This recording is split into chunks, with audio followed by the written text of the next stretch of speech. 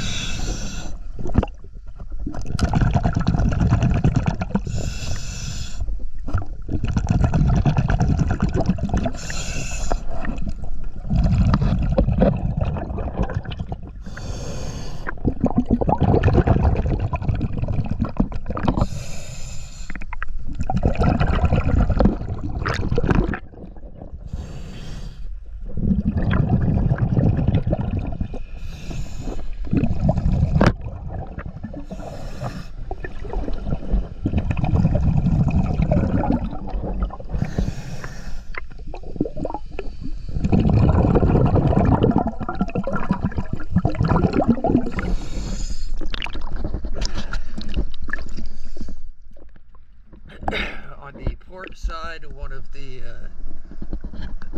hydraulic piston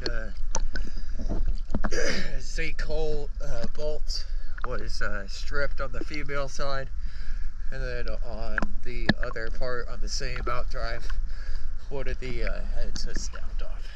But they are on there with one bolt and doing what they need to. DS diving, thank you.